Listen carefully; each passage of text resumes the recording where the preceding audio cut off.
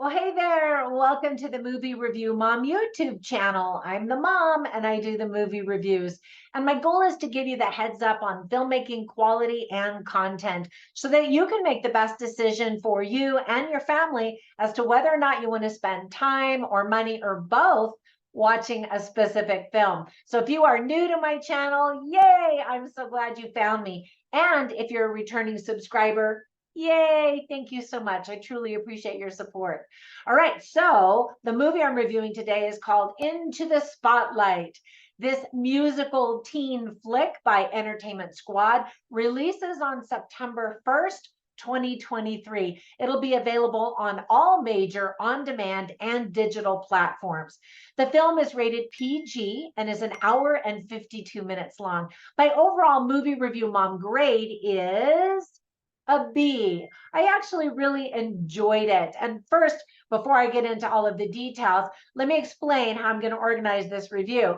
I'm going to give you an overview in a nutshell, and then I'll point out things I liked and didn't like, as well as offer tips for parents, themes worth talking about, funny lines, interesting lines, and recommendations for other films that are sort of similar that you might also like. Or if you like those, you might like this, and then vice versa. You got it? All right. So, in a nutshell, the sweet story is about a gifted young songwriter who finds fame but loses herself along the way. With the help of her parents and friends, will she find her way back to what truly matters? The cute comedy was directed by Lisa Arnold and written by Kate Larson. Now, let me rephrase that. This rom-com was actually written by a teenager. It has already been nominated for 5 awards around the world and won 15 other ones. That's amazing. She has quite a bright future ahead of her if she's already accomplished all of this at such a young age. Kate Larson has the titles actress, director, and writer next to her name on IMDb. I haven't done any of that, so I'm super impressed.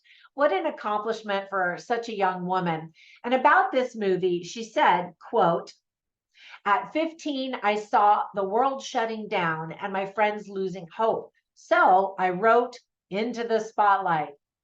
I mean, what did you do during the pandemic? Okay, back to her quote. "It has changed my life, and I know girls everywhere need this story about overcoming insecurity, friendship, love, empowerment, and staying true to who you were meant to be." End quote.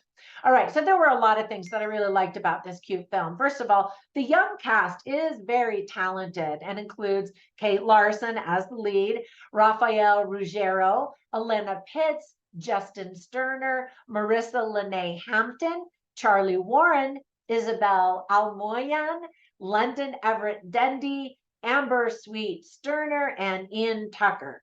And I apologize to anyone if I mispronounced your name. We get to hear some lovely musical numbers. In fact, the film features 9 original songs. You can hear and buy them all on Apple Music, iTunes, Pandora, and Spotify. So it was really great to see Victoria Jackson in something again. It's been a while since I had seen her in anything. We also get to see Kevin Sizemore and Anthony Evans. What a pleasant surprise to also see comedian Jeff Allen in this movie. I first saw him do his stand-up comedy on YouTube's Dry Bar Comedy. Have you ever discovered that? There's actually a dry bar comedy studio in Provo, Utah, where I went to college at Brigham Young University, just down on Main Street. And it is so fun and so nice because it's clean. I live in Vegas now, and all of the Las Vegas stand-up comedy shows are filthy dirty. I can't even go to them anymore because of the content. And so if you're like me and you prefer clean, family-friendly comedy, definitely check out YouTube Dry Bar Comedy. And anyway, this actor slash comedian is funny. He's clean in his act, which again is a rarity. And so it was just so much fun to see him be in a feature film. I hadn't seen him do that before. And I'm so happy for him because he's very talented. He doesn't have a big role in the movie, but still enough where I was like, hey, he's in a movie. That's awesome. The movie, by the way, was shot in Franklin, Tennessee. So if you enjoy this film, you'll be happy to know that there's a short clip at the end of the film that alludes to a sequel. Dun, dun, dun. So we'll see. Now, with all of that praise, there were just a few things that I didn't like or just thought could have been done better or differently. For example, the movie is filled with cliches, like the classic clothing change scene as a musical montage. And they don't just do it once, but they actually do it twice in the film. And then rather than being supportive, the mom's reactions to her family's talents seemed odd and even selfish. So, two out of the three people in her family had musical talents and ambitions, yet the mom whined and complained and didn't support either one of them. And I know there has to be drama in the film, but I just was like, why can't she just be supportive? Some of the other characters also get mad at the young starlet for getting a break and going for it rather than showing support and being understanding and happy for her. And again, I understand the storytelling technique requires there to be some challenge that the hero has to overcome. I get that. But it just sort of played a little funny, I guess. There's a magical microphone that supposedly grants one of the characters a special talent, yet she already had that talent before she discovered the microphone. So I was like, huh? Now she could play the guitar. I think she plays the guitar now that I'm trying to think about it. But she could write music. And she was just shy about singing. And so I don't know that she wasn't able to sing or that microphone just gave her confidence. Anyway, the film's simple message seems to say, don't wish for fame if you have talents, but instead be content to stay in your hometown without growing and testing your limits. Now, I know, obviously, that's not the message that the writer, director, and the star wanted.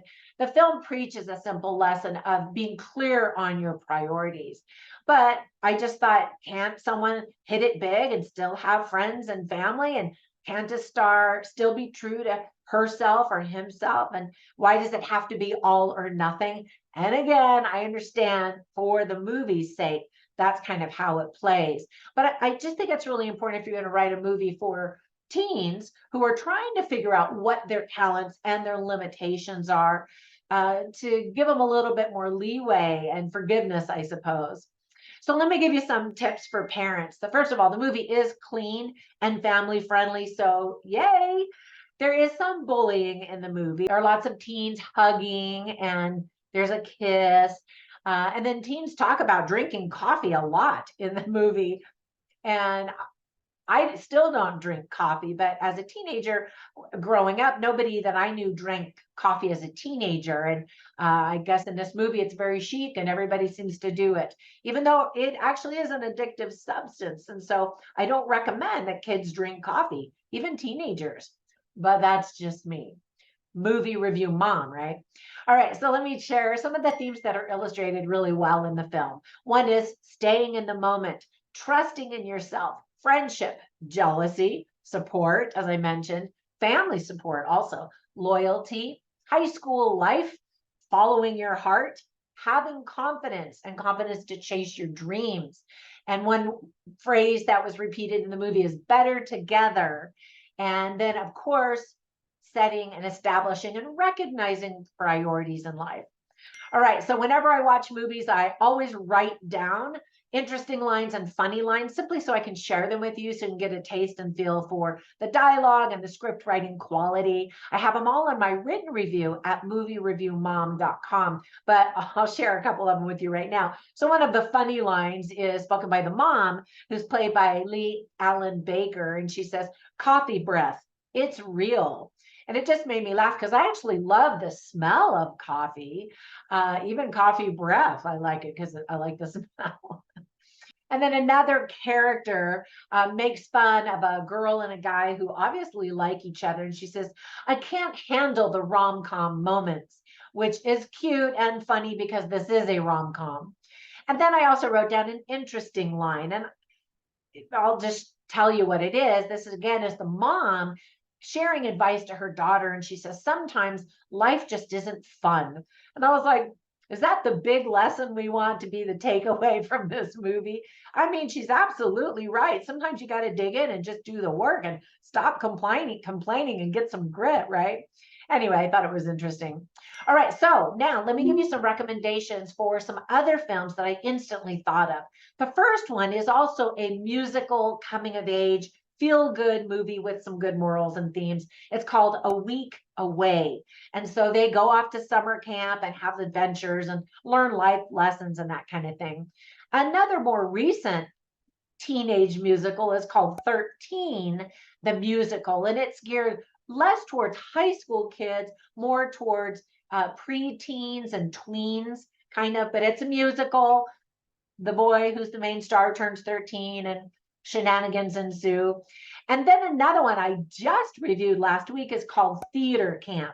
And it is much more quirky and funny and doesn't take itself seriously. There's lots of fun music and activities and more shenanigans, of course. All right, that's it. I hope that if you watch this movie that you get a kick out of it like I did. And when you get a minute, run over to Instagram. You can follow me as Movie Review Mom, or you can follow me at Trina Boice. That's my author name. Well, it's my real name.